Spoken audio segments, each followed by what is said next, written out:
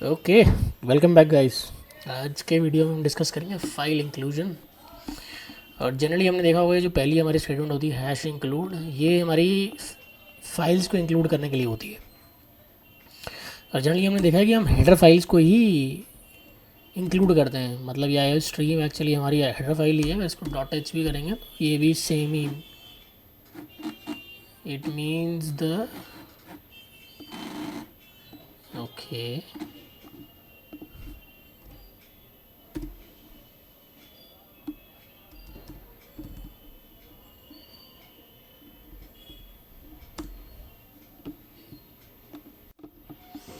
Okay, after quick check I think ये difference होता है हमारा हैश इंक्लूड।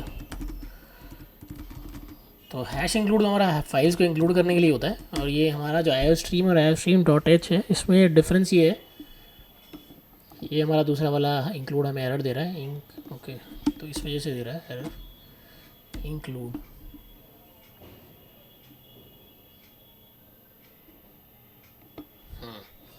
तो अब ये दूसरा एरर दे रहा है कि भाई iostream dot h no such file और डायरेक्टरी। अब ये इसलिए है कि वैसे तो ये भी हेडर फाइल ही है आयो स्ट्रीम जो है, बट जो हमारे कंपाइलर होते हैं लेटेस्ट, वो इसको बिना डॉट एच एक्सटेंशन के समझ जाते हैं कि भाई कौन सी स्ट्रीम वाली फाइल उठानी है मुझे। Generally header file dot H से ही एंड करती हैं, और ये डिफरेंस है हमारा। और बट मूविंग ऑन टू जो हम फाइल इंक्लूजन डिस्कस करना था हमें, this is something new that we learn. Hash include हमारा फाइल्स को इंक्लूड करने के लिए होता है, जैसे हेडर है तो जनरली हेडर्स को इंक्लूड करते हैं, और कुछ वेरी रिमोट केसेस में हम डॉट सी फाइल्स को भी इंक्लूड कर सकते हैं।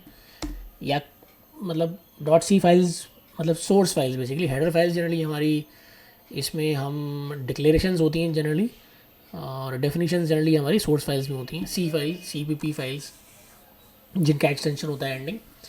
और एक इंटरेस्टिंग चीज़ ये है कि ये हमने डिफरेंस देख लिया आई स्ट्रीम और आई स्ट्रीम डॉट एच में। अभी अगर मैं हैश इंक्लूड करता हूँ 2 बार, तो ये क्या होता है? क्या इसका मतलब ये है कि आई स्ट्रीम फाइल जो है मेरी वो 2 बार इंक्लूड होगी? अब ऐसे देख के तो ऐसे लग रहा है कि लाइन नंबर 1 में भी मैं आई स्ट्रीम वाली फ़ाइल को इंक्लूड कर रहा हूँ, और लाइन नंबर 2 में दोबारा आई स्ट्रीम वाली फ़ाइल को इंक्लूड कर रहा हूँ। तो ऐसा नहीं है, 2 बार इंक्लूड नहीं होगी, एक ही बार इंक्लूड होगी, क्योंकि there is something called as include guard. अब ये इंक्लूड गार्ड क्या करता है? कुछ नहीं करता है, चीज़ एक फ्लैग को डिफाइन कर देता है फाइल के अंदर, ताकि जब भी वो दूसरी, मतलब दूसरी क्या, अगर मैं तीसरी बार भी करूँगा, कितनी बार कर सकते हैं, क्योंकि जैसे अगर मेरा प्रोजेक्ट काफ़ी कॉम्प्लेक्स हो जाता है तो काफ़ी सारी पाथ मेरे बन जाते हैं जिसमें कि सेम हेडर बार बार इंक्लूड हो रही हो। जैसे कि सपोज़ मैं फाइल नंबर 1 सोर्स फाइल है, वो मेरी एक हेडर को इंक्लूड कर रही है और वो हेडर किसी और हेडर को इंक्लूड कर रही है, तो इस तरीके से काफ़ी सारे पाथ बन सकते हैं सेम फाइल के लिए। और ऐसा हो सकता है कि काफ़ी बड़े प्रोजेक्ट में हम सेम हेडर को 3-4 बार, 4-5 या कितने भी एन नंबर ऑफ़ टाइम्स हम इंक्लूड कर रहे हैं। तो ये इंक्लूड गार्ड क्या होता है हमारा? ये हमारा बेसिकली प्रोटेक्ट करता है हमें मल्टीपल टाइम्स इंक्लूड करने से। तो ये हमारा मेक श्योर करता है फाइल इंक्लूड गार्ड कि भाई जो हमारी हेडर फाइल है वो एक ही बार इंक्लूड हो। तो ये हम देख लेंगे अभी कैसे वो इंक्लूड गार्ड वो हम लिखते हैं, और कैसे इंश्योर करते हैं कि इवन इफ हम मल्टीपल टाइम्स फाइल को इंक्लूड करने के लिए एक लिखते हैं command hash include, but still we end up including the file only once. तो कुछ नहीं, इंक्लूड गार्ड से पहले हम एक चीज़ और डिस्कस करेंगे। हमने जैसे इंक्लूड किया है, एक और तरीका होता है एक्चुअली इंक्लूड करने का फाइल को, वो ये होता है कि भाई अगर मैं इंक्लूड करूँ ऐसे, तो इसमें और इसमें फ़र्क क्या है? लाइन नंबर मतलब 1 to 4 और वर्सेस लाइन नंबर ये जो 6 है मेरी, एक स्पेस दे देते हैं यहाँ पे, लाइन नंबर 6 जो है, इसमें डिफरेंस क्या है? इसमें एक डिफरेंस होता है कि जैसे कि ये करंटली हमारी एक सी प्लस, ये सोर्स फाइल है एक, है ना, और ये हमारा, तो ये क्या होता है कि इस हेडर के लिए, इसके लिए सर्च करेगा ये करंट डायरेक्टरी में, करंट डायरेक्टरी, इसको ये थोड़ा और, compiler will look for this header. जैसे एल स्ट्रीम है इस केस में, कुछ और हेडर भी हो सकती है, मतलब हमारे एग्जांपल में या आपके प्रोजेक्ट में जिसमें आप काम कर रहे होगे तो उसमें कोई और मीनिंगफुल हेडर होगी। तो compiler will look for this header where, जहाँ पे number 1 current directory, current directory में, करंट डायरेक्टरी क्या है? करंट डायरेक्टरी का मतलब हो गया current directory means location of the source file which is including the header. ठीक है।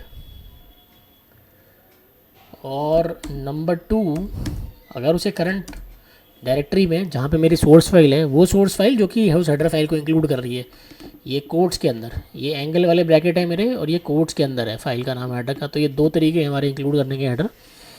तो पहला जो अगर हम ये देते हैं कोट्स में, तो पहला जो डायरेक्टरी होती है जहाँ पे इस हेडर फाइल को सर्च करता है हमारा कंपाइलर, वो होती है करंट डायरेक्टरी। करंट डायरेक्टरी कौन सी? जहाँ पे सोर्स फाइल है ये वाली, जिसमें हमने एक कोड लिखा हुआ है। तो यहाँ पे हम स्ट्रीम को इंक्लूड कर रहे हैं, तो इस फाइल को हम कुछ भी नेम देंगे तो इसका एक पाथ रहेगा हमारे फाइल सिस्टम में, कंप्यूटर पे जहाँ भी रहेगी वहाँ पे इसका पाथ रहेगा। तो सबसे पहले कंपाइलर हमारा वहाँ सर्च करेगा, और अगर वहाँ पे नहीं मिलेगी तो नंबर 2 होता है जो भी हम पाथ स्पेसिफिकली डिफाइन करेंगे एक्सप्लिसिटली। तो जब हम कंपाइल करते हैं तो एक्सप्लिसिटली डिफाइंड पाथ्स। अब इसमें भी हमारे अगर हमने एक्सप्लिसिटली नहीं दिया है तो जनरली कुछ इम्प्लिसिट पाथ्स भी होते हैं हमारे, जहाँ पे जनरली हमारी फाइल्स रहती हैं। तो मतलब कि एक्सप्लिसिटली डिफाइंड पाथ हो गया। अगर एक्सप्लिसिटली डिफाइंड नहीं किया है, इसको हम 3 पार्ट्स में डिवाइड कर देते हैं ताकि इजी रहेगा अंडरस्टैंड करने के लिए।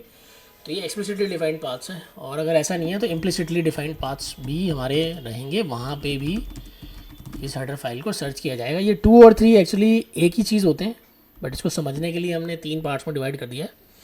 बट जनरली ये दोनों चीज़ें they mean the same thing. और इसका मतलब ये है कि जो भी हमने मतलब जैसे हम विंडोज़ पे कंपाइल कर रहे हैं तो विंडोज़ पे एक पाथ रहेगा जहाँ पे हमारी एड्रेस रहती हैं, और सिमिलरली हमारा लिनक्स पे अगर हम कंपाइल कर रहे हैं प्रोग्राम को, हमारा Linux operating system, Windows operating system और लिनक्स ऑपरेटिंग सिस्टम, तो इन दोनों में हमारी डिफ़ॉल्ट पाथ होते हैं हेडर्स के। तो वहाँ पे बेसिकली ये जाके देखेगा, और अगर कोई और कस्टम पाथ भी हमने अगर स्पेसिफाई किया है कंपाइल करते टाइम, तो उसको मैं ये इम्प्लिसिटली डिफाइन कर रहा हूँ, एक्सप्लिसिटली सॉरी। इम्प्लिसिट है कि जहाँ पे वही सिस्टम की हेडर फाइल्स होती हैं, जैसे कि हमारे विंडोज़ या लिनक्स में एक स्पेसिफिक लोकेशन होती है जहाँ पे हमारी हेडर फाइल्स जाती हैं, तो कंपाइलर वहाँ पे सर्च करेगा, वहाँ पे नहीं मिलेंगी तो भाई अगर एक्सप्लिसिटली हमने डिफाइन किया हुआ है पाथ, तो जैसे हमारा जैसे सोर्स फाइल हमने अगर सपोज डेस्कटॉप पे कोड का फोल्डर बनाया हुआ है, desktop/कोड, और कोड के अंदर मैं अपनी ये hello world.cpp फाइल या hello world.c फाइल में अपनी लिख रहा हूँ, तो सपोज़ वैसे तो डबल कोट्स में अगर हमने दिया है हेडर फाइल का इंक्लूजन, तो पहले उसी पाथ में सर्च करेगा। और अगर उसमें नहीं है तो सपोज़ मैं अगर सोर्स फाइल्स और हेडर फाइल्स को अगर मैं अलग अलग तरीके से रखना चाहता हूँ फोल्डर्स में, तो जनरली हम ऐसा ही करते हैं। जैसे सोर्स फाइल्स हमारी, अगर मेरा पेरेंट फोल्डर है कोड, तो मैं अपनी सोर्स फाइल जनरली src या सोर्स फोल्डर के नाम से उसके अंदर मैं .cpp या .c फाइल्स रखूँगा, जिसमें मेरी जनरली डेफिनेशंस होती हैं और फंक्शंस की, मतलब और जो भी हमारा एक्चुअल काम होता है प्रोग्राम का वो होता है। हेडर फाइल्स में जनरली हमारी डेफिनेशन डिक्लेरेशंस होती हैं, सॉरी नॉट डेफिनेशंस, डिक्लेरेशंस होती हैं फंक्शंस की, और जो भी हमारे एक्सटर्नल वेरिएबल्स हो गए उनकी, एक्सटर्नल ग्लोबल वेरिएबल्स, जो भी आपको कहना है समझने के लिए, जो भी ईजी आपको वो यूज़ कर सकते हो आप टर्मिनोलॉजी। तो ये मेरा हो गया जब मैंने डबल कोट्स दिया है। डबल कोट्स में क्या करेगा, सबसे पहले करंट डायरेक्टरी में सर्च करेगा, और दूसरी चीज़ जो भी प्लेटफॉर्म्स, जो भी हमने स्पेसिफाइड पाथ्स हैं, स्पेसिफाइड, चाहे वो एक्सप्लिसिटली स्पेसिफाइड हो या इम्प्लिसिटली स्पेसिफाइड हो, ये दो एक ही चीज़ है, बट ये थोड़ा एक्सप्लिसिट और इम्प्लिसिट में डिफरेंस मैंने कर लिया क्योंकि ईजी टू अंडरस्टैंड होता है। क्योंकि कभी कभी हम उस पाथ को देते हैं, पाथ को कभी कभी हम नहीं देते हैं, तो जब हमने दिया है तो वहीं जाके सर्च करेगा, नहीं दिया है तो वो सिस्टम में जहाँ हम कंपाइल कर रहे हैं तो कुछ एक पाथ ऑलरेडी रहता है सिस्टम में जहाँ पे हेडर्स होती हैं हमारी। तो ये भी समझने वाली ज़रूरत है, क्योंकि कई बार आपको लगेगा कि आपने पाथ नहीं दिया है पर फिर हेडर कहाँ से उठ रही है। तो वो जो हमारे डिफ़ॉल्ट इम्प्लिसिट पाथ रहते हैं, जैसे विंडोज़ में रहता है एक इम्प्लिसिट पाथ, लिनक्स में रहता है, तो वहाँ पे जाके वो सर्च करेगा। अब ये दूसरा, ये हमारे एंगल ब्रैकेट वाले में क्या होता है, एंगल ब्रैकेट में हमारा जो कंपाइलर सिर्फ compiler will look for this header, सिर्फ ये दो ही जगह पे चेक करेगा जो कि हमारे स्पेसिफाइड पाथ हैं। और वो स्पेसिफाइड पाथ क्या है कि भाई वो या तो इम्प्लिसिटली हो सकता है, एक्सप्लिसिटली हो सकता है डिफाइन, या इम्प्लिसिटली हो सकता है। तो अगर हम देखेंगे तो इन दोनों में यही डिफरेंस है कि भाई जो डबल कोट्स में फाइल इंक्लूजन होती है उसमें एडिशनली वो करंट डायरेक्टरी में भी लुक करता है। तो ये हमारा डिफरेंस है। अब मतलब दोनों सिमिलर हैं, बट ये डबल कोट्स में अगर हेडर फाइल का हम पाथ देते हैं, इंक्लूड करते हैं, तो वो भाई करंट डायरेक्टरी जहाँ मेरी सोर्स फाइल है वहाँ भी लुक करता है। तो ये थोड़ा एक माइनर डिफरेंस है, गुड टू नो। क्योंकि कभी कभी हम कोड में दोनों चीज़ें देखेंगे, एंगल ब्रैकेट वाला इंक्लूड या डबल कोट्स वाला इंक्लूड। और अब वापस आ जाते हैं अपना डिस्कशन जो इंक्लूड गार्ड काम कर रहे थे कि भाई अगर हम मल्टीपल टाइम्स भी इंक्लूड कर लें हेडर फाइल्स को तो क्या होता है, कितनी बार इंक्लूड होगी, क्या वो कई बार इंक्लूड हो जाएंगी या एक ही बार इंक्लूड होगी। तो बेसिकली एक चीज़ होती है, एक पीस ऑफ कोड होता है जो हमें लिखना पड़ता है हर हेडर फाइल में, टू मेक श्योर कि मल्टीपल पार्ट्स में, या फिर अगर हम गलती से भी अगर सपोज़ यहाँ मैं 4-5 हेडर फाइल लिखता हूँ और मैं भूल गया कि मैंने उसको इंक्लूड किया है, तो कभी कभी ऐसा होता है मैंने दोबारा लिख दी हो। मतलब ऐसा होना तो नहीं चाहिए, बट ह्यूमन एरर मतलब पॉसिबल है, टू एरर इज़ ह्यूमन। तो फिर ये इंक्लूड गार्ड क्या होता है? इंक्लूड गार्ड क्या होगा कि जैसे सपोज़ मेरी हेडर फाइल है, आईओ स्ट्रीम वाली का एग्जांपल ले लेते हैं, तो आईओ स्ट्रीम डॉट एच में मैं ये कर दूंगा hash if not defined, if not def क्या, इफ़ नॉट डिफाइंड कर देंगे।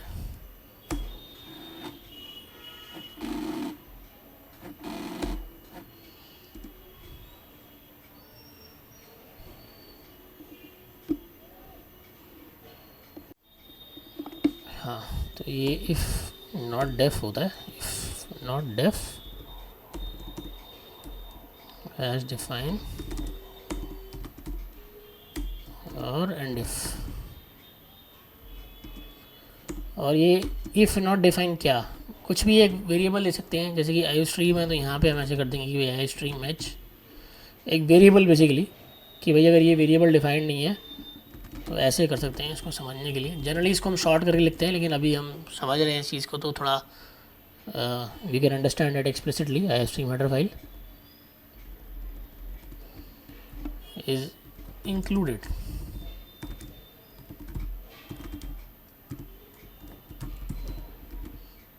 ठीक है, बेसिकली अगर मेरी hash stream header file is already not included, अगर इंक्लूडेड नहीं है तो भाई डिफाइन कर देंगे कि भाई अब इंक्लूड हो गई है, हैश डिफाइन और एंड इफ।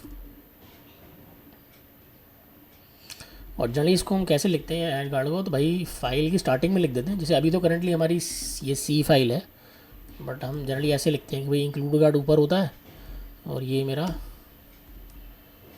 ये दो लाइंस जो हैं कि भाई नॉट डिफाइंड और अगर डिफाइन करने वाली चीज़ जो है ये मेरी टॉप पे रहती है, कि भाई नॉट डिफाइंड है, मतलब फाइल की एंट्री में पहली लाइन आपको ये दिखेगी फाइल गार्ड जो इंक्लूड गार्ड जो होता है कि भाई S time file is already included, if not define तो डिफाइन कर दो। तो इससे क्या होगा कि जब भी पहली बार ये इंक्लूड होगी ये वाला वेरिएबल हमारा डिफाइन हो जाएगा। और फिर हम क्या करेंगे, पूरी फाइल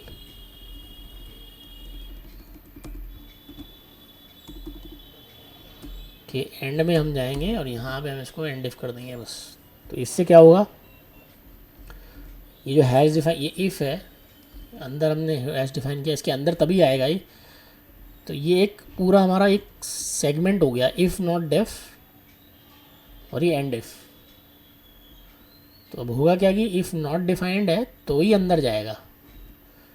तो इससे क्या होगा कि जब भी दूसरी बार हमारी फाइल इंक्लूड होगी, तो जब भी ये लाइन नंबर 2 रन होगी कि भाई इफ़ नॉट डिफाइंड, तो ये वेरिएबल डिफाइंड मिलेगा उसको, क्योंकि पिछली बार इंक्लूड जब हुई होगी पहली बार, अगर हुई होगी तो, अगर नहीं हुई होगी तो ये डिफाइंड नहीं होगा। पिछली बार अगर हुई होगी डिफाइन तो ये हमारा, जब पहली बार हमारी इंक्लूड हुई थी फाइल, तो ये इफ़ नॉट डिफाइंड होगा। और फिर लाइन नंबर 3 पे जब हमारा कंपाइलर इसको एग्जीक्यूट करेगा प्री प्रोसेसर ये डायरेक्टिव्स को, तो ये डिफाइन कर देगा IO stream header file is included वाले वेरिएबल को, हमारे इसको डिफाइन कर देगा। मैक्रो है बेसिकली। और फिर ये एंड में एंड इफ कर देते हैं। इससे क्या होता है, सारा जो कंटेंट है जो भी मेरा, जैसे कि इस फाइल ये CPP फाइल है एग्जाम्पल के लिए देख रहे हैं, तो हेडर फाइल में भी सारा कंटेंट हमारा उस डेफिनेशन और एंड इफ के बीच में रहता है। और जनरली इसको एंड इफ को हम ऐसे भी लिख देते हैं समझने के लिए कि भाई ये एंड इफ किस चीज़ का है। तो यहाँ पर जनरली आप देखोगे ऐसे कमेंट रहता है कि भाई एंड इफ इसका है ये भाई कि estimated file is already included. तो जब जैसे वो बहुत ऊपर रह जाता है ना कंटेंट, अगर मेरा hundreds of lines of code जाए तो ये देखने में मतलब वी लूज़ कि भाई ये एंड इफ किसका है। तो जनरली यहाँ पे कमेंट डाल देते हैं कि estimated file is already included वाले जो हमारा कोड का एक वो है, ये इफ़ नॉट डिफाइंड वाले सेक्शन का एंड, मतलब उसको पॉइंट करने के लिए कि ईजी टू अंडरस्टैंड हो कि भाई estimated file is already included वाला हमारा एंड है। क्योंकि अंदर जैसे हम देख रहे हैं और भी काफ़ी सारी चीज़ें हैं और यहाँ पे भी और कुछ हो सकता है, जैसे कि मैं सपोज एक पाई वाला वेरिएबल डिफाइन कर दूँ, है ना, कैपिटल मनी स्मॉल में हैज़ डिफाइन पाई 3.14, है ना। और मतलब तो ये बेसिकली रीडेबिलिटी के लिए कि भाई estimated file is already included. और भी अंदर हो सकते हैं हमारे if def if not defined जो भी है अंदर, बट ये जो फाइल कार्ड है इसका एंड डेफ हमेशा सबसे एंड में आएगा सारे कंटेंट के बाद, और ये जो इफ़ नॉट डेफ और हैज़ डिफाइन है ये सबसे ऊपर आएगा सारे कंटेंट से पहले। तो ये हेडर होता है हमारा और इसको फुटर भी बोल सकते हैं। और जो भी कंटेंट्स ऑफ द फाइल हैं वो बेसिकली मेरे ये बीच में रहेंगे। तो ये हो गया हमारा डिस्कशन कंप्लीट फाइल इंक्लूजन का। तो इसमें हमने क्या देखा, हमने ये देखा कि दो तरीके होते हैं इंक्लूड करने के फाइल को, हेडर फाइल्स को। और कभी कभी हमें ऐसा भी होता है कि सी वाली फाइल, CPP वाली फाइल भी हमें इंक्लूड करनी पड़े, बट वो काफ़ी ज़्यादा एज केस है, तो उसको जस्ट बेयर इन माइंड कि वो भी कर सकते हैं, बट जनरली हमें हेडर फाइल ही इंक्लूड करेंगे, हम इंक्लूड करते हैं और करनी भी चाहिए। एंड फिर हमने देखा कि ये जो इंक्लूड करने के तरीके होते हैं, कोलन, डबल कोट्स में हम हेडर फाइल का नाम दे सकते हैं या फिर एंगल ब्रैकेट के बीच में दे सकते हैं, तो क्या डिफरेंस होता है उसमें। और फिर नेक्स्ट हमने देखा कि भाई इंक्लूड गार्ड क्या होता है, कि कैसे हम प्रोटेक्ट करते हैं अपने आप कोड को, कि भाई multiple times header file include ना हो उसके लिए क्या करेंगे हम। तो ये हमारा डिस्कशन को एंड करेगा फाइल इंक्लूजन के।